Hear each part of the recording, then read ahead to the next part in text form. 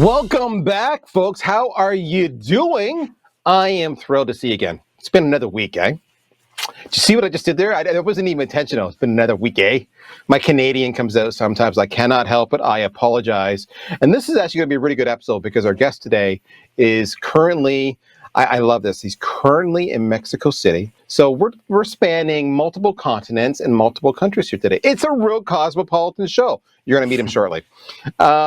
What's kind of cool, I got to thinking, I was on a LinkedIn Live recently, and we got going. The individual who was interviewing me asked me a question, which was, Darryl, how did you get into sales? Now, for those of you who listen to the show on a regular basis, they know that my story was, my first job out of school. I went to school to be a computer programmer, but my first job was selling photocopiers door to door. And I did that for 6 months before I said, this sucks, I don't want to do it again. And I went back to coding, and eventually I did get back into sales, and eventually was a VP of sales and all that wonderful stuff. But the point being for this story was that's my first touch of sales, and which led to another conversation around, what were the mistakes you made when you were doing that? As you look back, what were the mistakes you did? Or said another way, what were the tricks and tips that you learned? So I love that, because we've all been there, right? I mean, you sit back and look where you're at now. And if someone were to ask you that question, I bet you, without batting an eye, there's 2 or 3 things that just popped into your head about what mistakes you made or what things you've learned. So for me, in my era, because I was doing door-to-door copier sales, it was all about literally going door to door. You park the vehicle, you get your binder out for your presentations, your price list, your order forms, all that kind of stuff. You're at the end of a street, and your job is to go all the way down one street, hit every single business, cross the road, and come all the way back to the next one. You might do this. Maybe you're at an intersection, so you can do all 4 roads. And that's what I did. And I learned quickly a couple things. The mistakes I made was I would often go into these places, and I would never, I didn't have my pitch down pat. I didn't understand what my unique selling proposition is. I talked a lot about my product, and I rarely talked about them, because I went to what I knew, and that was because that's what I've been trained on. It was funny. I got as I look back upon the training I had, I don't think I had literally any sales training. What I had was product training. Now, different era, I get it, but I think what I needed was sales training, and the product would have followed itself. I really feel confident in that as I look back. So that was a mistake that they made. What I did learn quickly was when I went into an environment was to look around. You've probably heard of this before. It's the whole wall concept. What's on the wall? What's hanging on the wall? And I bet you do this now in your Zoom meetings. What's on the wall? I was on a Zoom meeting the other day. This individual said, oh my gosh, I love the kids' artwork hanging on your wall behind you, which led to a story and allowed us to really establish a rapport out of the gates over something that was personal to me. And it's all about that personal aspect. So what I learned was, look up what's on the wall. Are they boating? Are they fishing? Is there family? Do I see grandkids? What's on the wall? All right. And for me, I learned to use that as a vehicle to say, oh, are you a fisher person? You love that? Oh, yeah. I love fishing too. And it was amazing. No matter what it was, I loved it. Oh, I love boating too. Oh, I can hardly wait till I'm a grandparent. Whatever it might be, that's what it was. And it was a way to establish a rapport. I learned that. I also realized I didn't have my value proposition down pat, and I talked a lot about me. And that got me to thinking, what are the mistakes that we're making? What are the mistakes that people make when they're brand new to selling, like I was back then? And I thought, well, you know what? I could tell you my story, which I kind of just did, but I'm not an expert. Let's find us an expert. And like I like to do every single week, I did just that. Let me introduce you to this fine friend currently in Mexico City. This is Dana Lindahl, and he is the founder of Legendary Leadgen. He's a rock star. He helps companies set sales appointments with their ideal prospects, as well as establishing them as an authority within the industry. He's the author of LinkedIn Sales Success, B2B Lead Generation and Sales on the world's largest professional network. And when I was talking to him, I said, dude, can you talk to me about the 7 biggest mistakes people make when they try selling? when they try outbound sales, when they try sales development. Emphasis on the word try. You're brand new, just like I was in my story. Dana, welcome to the show, my friend. How you doing, sir? Good. I'm really glad to be here, Darryl. I'm excited to share with your audience some tips and tricks that should help to make the outbound process a bit more responsible and appreciated by both sides of the coin. So let's do this together. I got to ask, though, you've given this conversation before. So I always like to find out the genesis. What led you to actually talk about this? What was the catalyst? Honestly, I've seen the way that the outbound industry, the way it's been going for the past couple of years is not one that I'm a fan of. My company, Legendary Leadgen, has been running outbound campaigns for people since 2014. And this whole thing, especially with social selling and automated tools for LinkedIn, have made things a lot easier for people to get out there and put their message out there to more people and at an affordable price to do so. But that hasn't actually made the industry better. It's made it a lot worse. So I see a lot of poor campaigns running, just generally poor behavior going around on LinkedIn and through email these days. And I think it benefits everybody, companies like mine, your prospects, the people who are running campaigns to be doing this better. The less that we have of these just sort of spammy behaviors, the more effective we all can be in our outreach. I love that. The less we have these spammy behaviors. How many people listening right now think that you do spammy behaviors? I know as I look back on my stuff, I didn't think I was at the time. In fact, I was doing stuff that I was told I should do. But upon reflecting and seeing what best practices now look like a few years later, yeah, what I was doing was spammy. All right, let's get right into it. One of the things you talk about, and I'll let you control the conversation here, Dana. You talk about one of the first mistakes you see that people making is not targeting. And this, I got to tell you, is something we see over and over again. And for example, we see people buying lists, crappy lists. We see people just calling anybody and trying to pray and spray with their message. Talk to me specifically about the point you want to make about, one of these 7 mistakes is not targeting. Yeah, so I see this as honestly the biggest mistake that people make because there's so many databases out there these days. LinkedIn Sales Navigator makes it easy to spin up a list with some filters and then just blast people with it.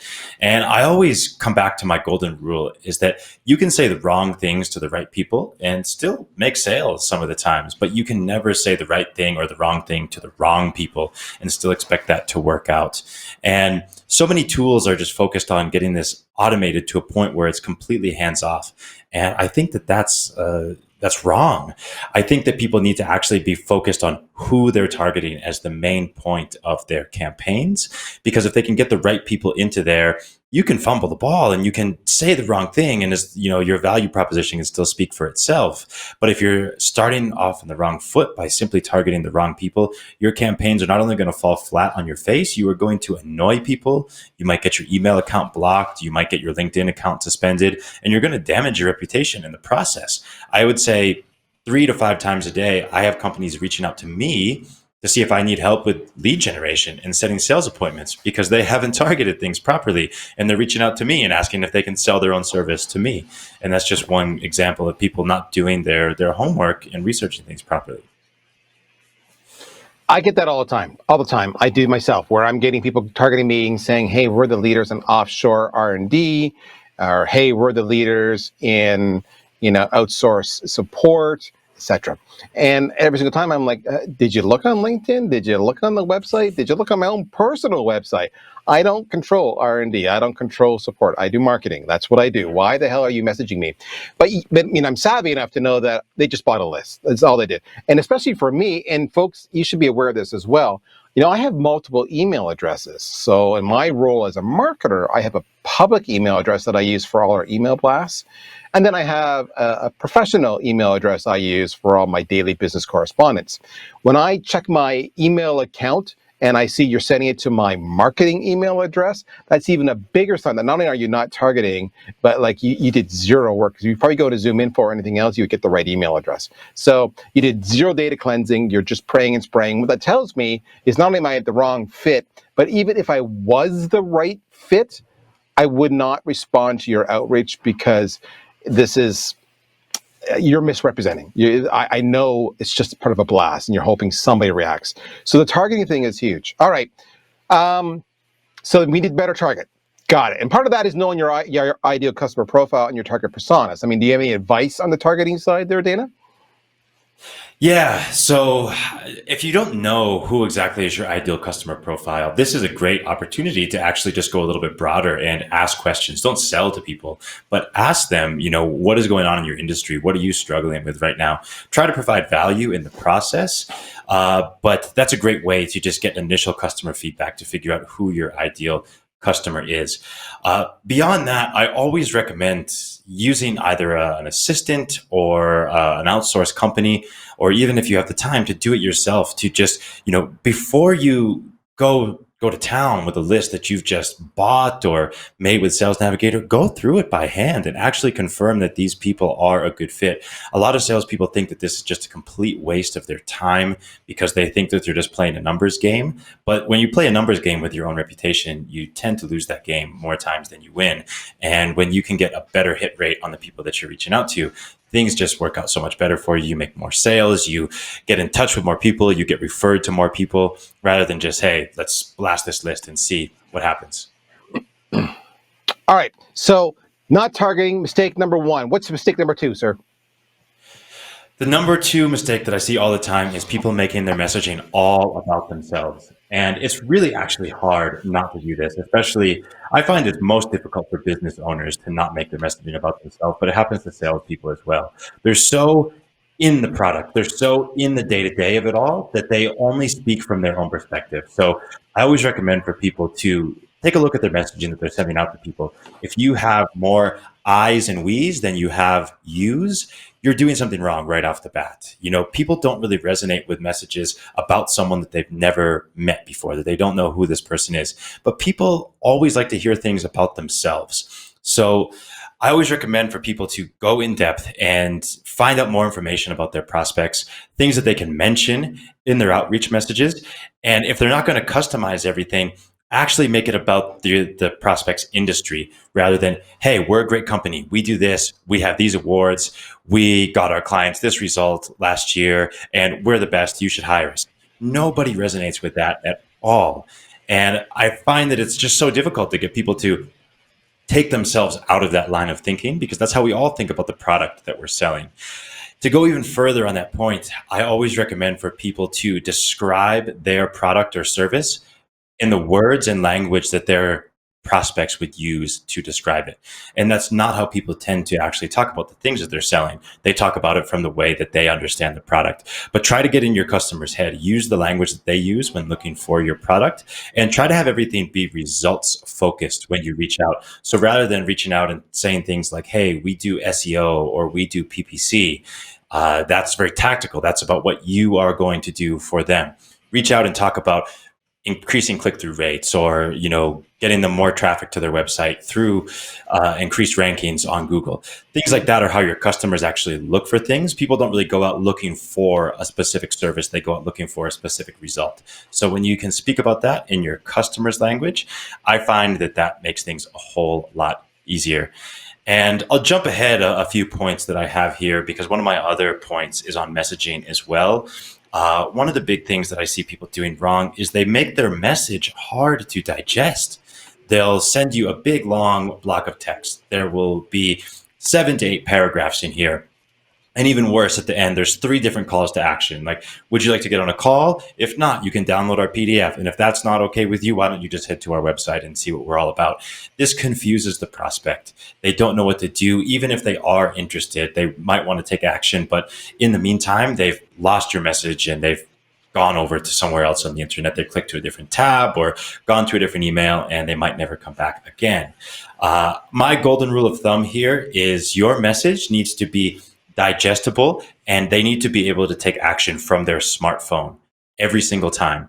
So I recommend absolute maximum 3 paragraphs for a message, but even that's incredibly long. I like short paragraphs, short punchy paragraphs. My background personally is in copywriting, so I may do a little bit better at this, but I like to make everything easily digestible. If you can't take action from this from a smartphone, then you're doing it wrong. So test it out, send messages to yourself, send yourself an email, look at the message that you're sending to people on your own smartphone and try to look at it from your customer's perspective. Can you easily take action on this just by navigating from your smartphone? If not, make it simpler. I cannot emphasize enough what Dana's saying there. If I can't consume that on my smartphone, because the vast majority of people are actually consuming your email on their smartphone, then I'm not going to read it. And the thing you got to understand on that, the whole we conversation goes hand in hand with the length of the message you're sending, right? So if it's I do this or we do this, and this is what our product is all about, and my product has this features, or my service has, this benefits, you're actually asking the recipient to kind of map out what you claim to do to the pains they have. And that's a lot of work. And I'm really busy and I don't have time for that. So I'm just going to delete it because that's the path of least resistance for me. The first thing and I'm speaking as a buyer, that I've had this conversation with you folks too many times in this show. I am a buyer. I've got the budget. I get your calls all the time. So the first thing I do, I get up every single morning is I get, oh my gosh, I got another 100 emails. And I just go on my phone, first thing, swipe, delete, swipe, delete, swipe, delete. So in other words, Dana talked about the copywriting, the importance of it. The importance of the subject line is massive. 1 to 5 words max. 2 to 3 is actually the ideal. All right, so you got to focus on that. If you do want some more content on this, we've got a white paper on the VanillaSoft.com website. It's called Stop Writing Shitty Emails. We have a webinar and a podcast on that too that we did with Jason Bay. And Jason Bay talks about his reply method, REPLY. So check it out. It's really worth your time. We need to go to commercial break. We're way late for that one. We're going to do that. When we come back, we still have 4 more mistakes that you're making we're going to cover. Don't go anywhere. We'll be right back.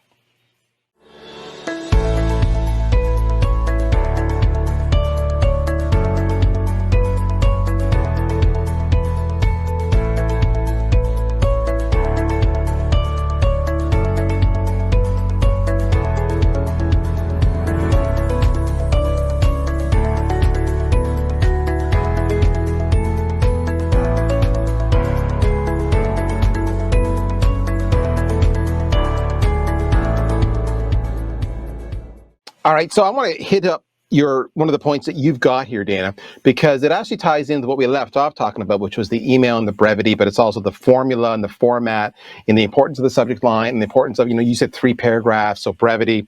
You say, make it, you talk about me, not about you, so to speak. Talk about your buyer, not you, the seller. That speaks to one of your bullets point. And I don't want to get this wrong, but the biggest mistake I see, and I found it funny that was on your list, was too many people trying to sell me don't give me a compelling reason to connect. And I don't have time to figure it out.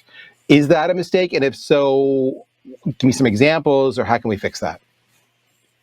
Yeah, so many people reach out to others and say something like, hey, I realize we're in the same industry. Well, I'd love to connect with you here on LinkedIn. This to me just screams, I'm going to get a pitch in my inbox, from this person. Yes. Probably within the next hour. Because really, us being in the same industry is not really a compelling reason for us to connect. So many people are in my industry and I just don't have time to connect with all of them. So I always recommend, and this is more probably specific to LinkedIn rather than email, but when you're connecting with somebody, try to include something. So some people try to get a little bit sly and say, hey, I see we're both connected with this mutual connection, which is okay. It's getting closer, but I prefer something more along the lines of like, hey, I realize we have 82 connections in common. How are the two of us not even connected yet? Like, how do we not know each other? This goes a lot farther to create some interest with people, but even more, saying something about their company. I noticed what you're doing in your company. I would actually love to collaborate with you on something in the future. I think that there's a lot of room for us to, do a joint venture or something like that. It needs to be compelling. People are more guarded these days, especially after COVID hit and people got a little bit desperate and just started blasting everyone in their LinkedIn network trying to get business. People are much more guarded these days about who they connect with, because not only do they need to take the time to connect with you, but they need to take the time to process the spam they're probably about to receive if they do. So being upfront and saying that you have an actual compelling reason to connect with the other person makes it a whole lot easier, 1, for them to accept that connection, and 2, to be open to everything that you have to say after that. Okay, so My reaction when I get your connection requests that are, hey, we're in the same industry, is that it's a generic template you're using in combination with some kind of third-party LinkedIn CRM software. I love how they brand themselves. They're not CRM, which is really just a bot that you're trying to build your connections. And it is interesting enough they say, oh, that's plausible. We're in the same industry. Yeah, I can see that. Okay, I'll connect. Yeah, cool stuff. But the reality is it's so bland and generic that I suspect you're a bot, and I don't want to be pitched to, pyramid sold to, affiliate marketed to, and that's what you're going to do. So I just play safe. I don't connect just in case. So you actually might be legit. I won't connect. When you go the extra mile to personalize it and tell me why I should care, then I'm cool. I'm your best friend. So just FYI. All right. That is 4 down, 3 to go. What's next up on our hit list, sir? So I don't understand why people do this. And I think it's just really not understanding how their message comes across. But I oftentimes will take a look at people's templates and things that they're sending out, and they're literally blaming the other person not for not responding back to them. So they're saying things in their messaging like, hey, I sent you a message the other day and you didn't respond back. And it's just so, what's the word for it? It's just so arrogant. No one owes you a response for anything. And I see people doing this all the time. I sent you a message, you haven't gotten back to me yet. And it just puts the other person, on the defensive, and they don't want to engage with someone like that. If you're going to follow up with someone, I always like to use things like, hey, I just wanted to check in. I sent a few things, but I realized I forgot something. Or I realized that the way that I approached you might not have been the way that I meant to, because I should have included this other piece of material. Or even just very simply, I thought I would follow up again. But when you start off by blaming the other person for not getting back to a message where they don't owe you anything to begin with, they tend to just disengage and not want to hear anything else that you have to say. And my whole philosophy with outbound marketing is that if you have a good product, you have a good service, and it helps your target market, then you actually do owe it to them to get in touch and let them know that you have something that can help them. It can help them either save money or make more money. They want that. So the problem isn't getting in touch with people and reaching out and talking about your product. It's about doing it in a way that makes them not even want to hear that next message that you have coming for them, which is, with all the noise and things that are happening that are not dishonest, but just irresponsible on the platform. You need to stand out from everyone else who are just doing the same things over and over again, and make yourself, stand out from the pack as a real differentiator. That is so huge, because you're 100% spot on. The blame game doesn't work. Here's what I value. If there was a mistake, if you dropped the ball, for example, or you didn't have value, you didn't add value, whatever, is your mistake, just own it. I'll give you an example. The other day, I actually got an email from a vendor who was pitching me, and he said, hey, I see that email I sent you has been opened by 9 different people across 4 different countries. Either that means my email was really good and impactful, and you shared it, or it means it was really bad. I'm choosing to believe it was really bad. So let me try this again. And away he went. What I loved about that, there was no blame, and that really wasn't a blame game, but that was an example of being proactive and owning it. Because now all of a sudden I'm going, wow, this cat's involved, this cat's engaged, this cat recognizes where the process might have broken down. Ironically, in that situation, it was because this email was so freaking amazing that we shared it amongst ourselves to say, why aren't our emails this amazing? Which brings us back to one of the earlier points that Dana was talking about, was it's all about the email and the message and making sure it's brief and on brand. And it's about the buyer, not about the seller. So that is brilliant. Okay, sir, next one. Where are we on now? We're on number 6, I believe, and this is one of my favorite ones, actually. Most people ask for too much before they've given anything up front. So even asking for a phone call before you've received a response for someone, I'm not a fan of this, people often like to put their Calendly link right directly in their outreach message. And I'm not one of these people who finds Calendly to be rude, but I do find it a bit presumptuous to just send it along to people before there's been any establishment of interest whatsoever. So ways that I like to do this are by sending along helpful materials to people to confirm that there's actually an interest in what we do. And you can track these materials. And I always say that case studies are not generally valuable to the end user. Case studies are valuable to the company sending them. Everyone picks their best case study that they can send. No one ever does a case study on the mediocre work that they did for a client last year and that, they just parted ways amicably after. Everyone uses the case study where they did exceptional work that's not usually their standard, and that's what they use for the case study. So I don't prefer case studies. I prefer helpful content, things that can help the people in the industry that you serve solve a problem that they're having. It can be a problem that you solve too for them. But most people do not want to actually go and learn the process and do the work. So being able to send them something that's going to help them. Here's 10 ways that we solved this programming problem, or here's 5 ways that we solved this problem that's endemic within your industry. I thought you'd find value in it. Let me know. And one thing that works really well is saying, hey, as an expert in your field, I'd really like to know, do you have any feedback for me on this piece of content that I wrote? People love that. They love to be made to feel respected and as an authority, and they'd be more than willing to share their feedback with you. And if it's actually a problem that they're struggling with and you're the solution for it, you've just started a very organic conversation with someone with no pretense about, just trying to sell them or whatever. And it almost becomes the prospect's idea to hire them. And your job as a salesperson is so much easier when you're not actually trying to sell a product, but you're now just trying to qualify the prospect who wants to buy your product or service. I love the point that Dana's making here. Okay, so first off, if you're sending a case study early on, you're getting it wrong. Okay, case studies are middle of funnel to bottom of funnel. That's when you're actually saying, okay, I'm really, really interested. I like what you're saying. I think you can help me out here. But how have others done? Let me send you a case study. It's not a top of the funnel thing. Get your content right, I would tell you. That's the first part. Everything he just said about add value at the top, give me content, ebooks, white papers, whatever, how-to infographics, things like quickly consume, brilliant. So your first touch and your cadence should be, hey, it's Darryl here from VanillaSoft. I saw the other day that, people in your industry, for example, the biggest lament I hear is that they're not making enough touches. Based on that, I thought you might like this infographic on the top 3 cadences to use for most, success. Check it out. Boom. No ask, no saying, I do this. Are you buying? No, nothing. You're adding value.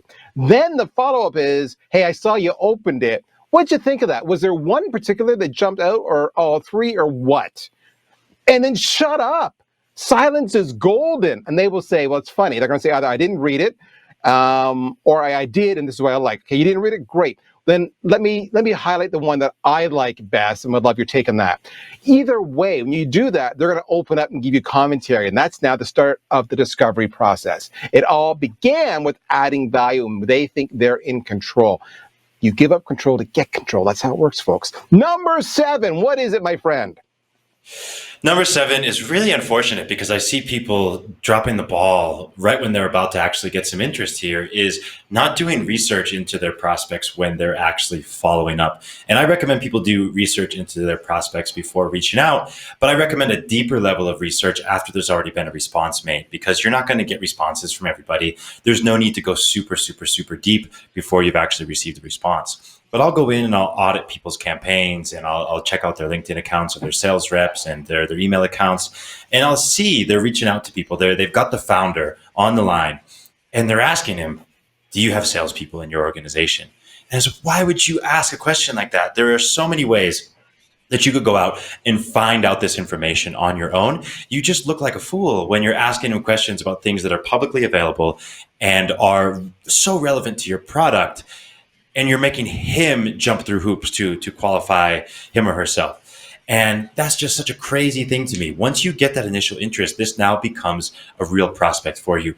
Go in, resist the urge to just fire off a response because you want to get that, 3-minute window of response or something like that. Go in and do a little bit more work. People will appreciate your extra effort for not costing them their time, for not literally stealing their attention away to help you do your job better. And it's so unfortunate because so many people don't actually do this, and they can have so many more sales coming through by not turning their prospects off right after the first industry response comes in. So let's bring that back to the first point that we began on, which is targeting, right? So Dana said a couple of things there. He said, first off, he said no research, but you don't want to waste cycles doing that up front, every single one, which is what he said. You don't need to do it right away, but you don't want to ask stupid questions either, like, hey, Mr. CEO, do you have a sales team? Of course he has a sales team. There's lots of ways you can figure that out. But if you hyper target, that's how we began, that was your mistake, then a lot of this goes away initially. In other words, imagine me going so small. My list is only maybe 100 people. I'm looking at jugglers who work in traveling circuses, who travel Europe during the summer months. And they're less than 6 feet tall and more than 4.5 feet tall. And hyper targeting. And I go and I say, I call them all up and I say, people like you in our experience have a problem with either they have slippery items that they juggle, or their pants keep falling down whilst they juggle, or they're too tall to reach the drink container up on the top shelf to refresh themselves. Are these problems that you have? I said those three because I know my solution can solve those three. Well, no, situation 1 and 2 I don't have, but situation 3, yes, I do have, and I'm very thirsty because of it. Okay. Now I've got enough information to start having a conversation, adding value, because I've just qualified them. And it's all because I hyper-target.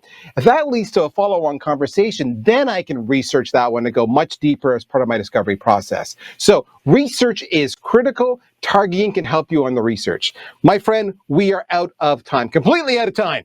So if they want to learn more about you, where should they go to find you?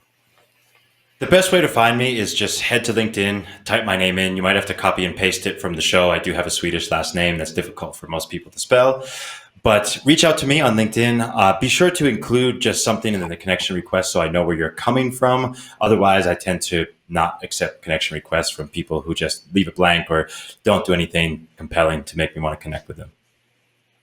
There you go. There you go. He's going to have you practice the very things he taught you today to get you to connect with him. I think you do that and try to sell him what you got and see if he could be a buyer. Practice on him. My friends, that is Dana Lindahl. You can reach him on LinkedIn. He is a rock star. He's the founder of Legendary Leadgen. You can tell he understands his craft. Reach out, connect. My name is Darryl Prale. This, my friends, is another episode in the books of Inside Sales. You take care. We'll talk to you soon.